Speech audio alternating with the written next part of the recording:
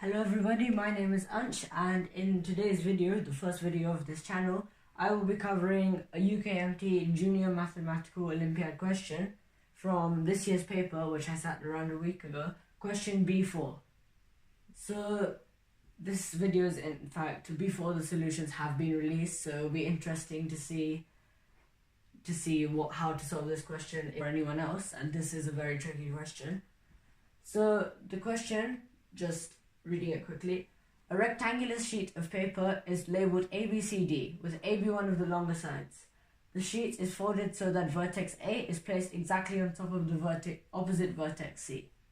The fold line is X to XY, where X lies on AB and Y lies on CD.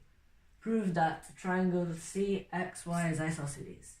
So just to know what we're proving, we can quickly label the corners to help us better understand how to approach this question. So ABCD would be like this, labeled like this, since in any polygon you usually label the vertices in clockwise direction. So for example, if it's an ABC triangle, you label A, B, C. The reason why we also know this must be the case is since AB has to be one of the longer sides, so AB could either be this or this, and A has to be opposite to C, so CD would be this or this. And it doesn't actually matter which way around you label them, it would just mean that the rectangle would be upside down, but it's just much easier this way, ABCD.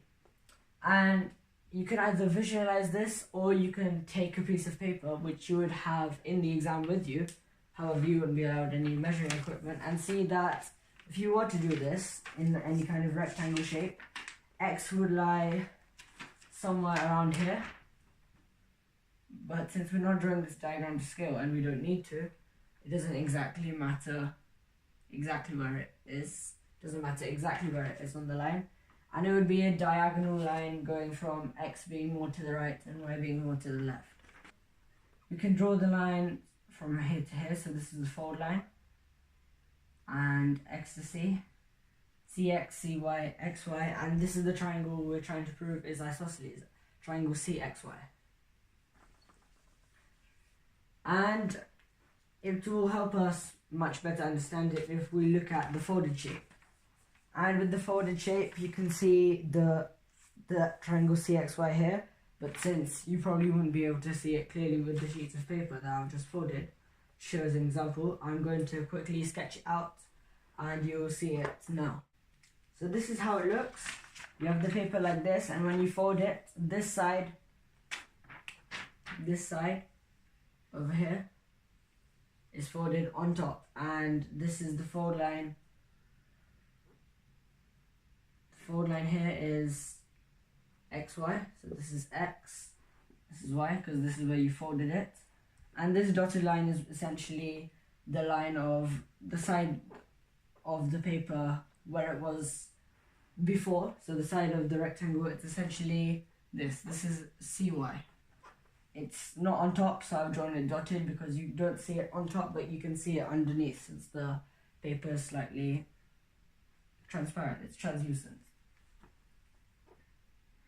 So we'll just label the points of the original rectangle. So this is B, and this is the BX over here, this line, and this is C.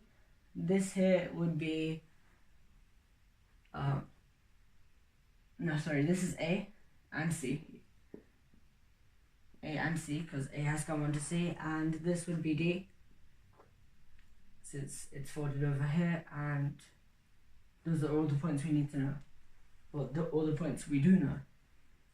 So we can start by observing as many things as we can, and one of the first things that you'll notice, or that you need to notice to solve this question, and by the way, if you haven't tried this question or would like to try this question, this is a great time to pause it, since you have an idea about how to go about it, but I haven't exactly told you how to work it out yet, so go ahead and pause it. But if not, I'm going to show the solution now.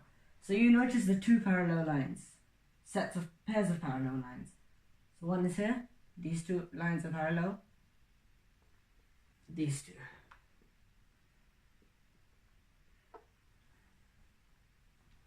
So what you can notice here is that using the rule of alternating angles with the Z shape in two parallel lines, these two angles, say this is X, this would also be X. And since we don't know the angle, we don't know the exact angle, we can also assume it to be X. So say, assuming this is angle X, with the two parallel lines here and here, this means this would also be angle X.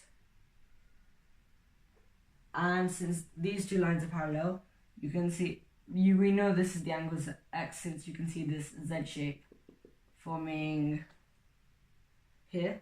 With these two parallel lines, you can see this Z shape.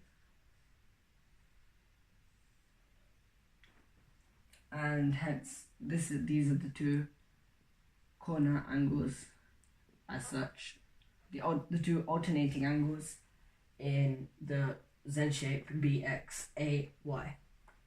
And you can see, since you know this is also X, you can draw another Z shape to find the alternating angles. And you see these two lines are parallel.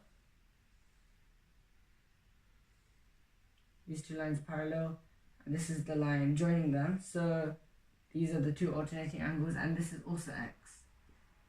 So I'm going to quickly redraw the shape just to make it slightly clearer. The angles, this is X, and then because of alternating angles, this must also be X. And we also know that this is the corner of the rectangle, since this is B. So this is the corner of the rectangle, this is AC, this is X, this is Y, and this is D. So this is 90 degrees, and this is also 90 degrees. And by logic, if two of the angles in the triangle are the same, by logic, if two of the angles in the triangle are the same, then the third must be the same.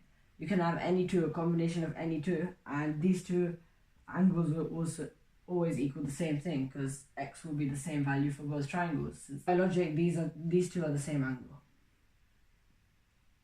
Angle DAY or DCY, and angle BAX or BCX.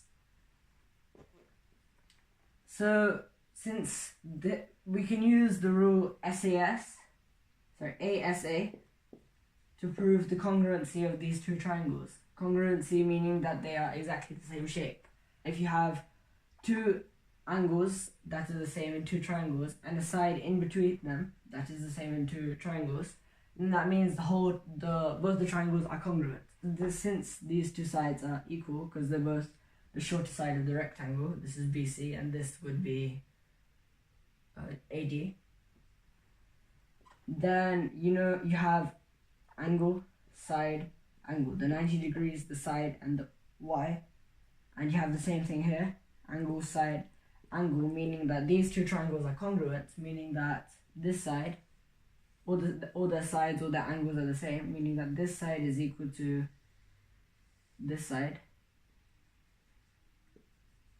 And this means that triangle CXY is isosceles with CX being equal to CY.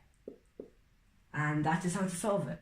And if you like this video, keep watching the rest of my videos in this channel and in my other channel, which is called Ansh J Economics. And please like and post any comments. So thank you.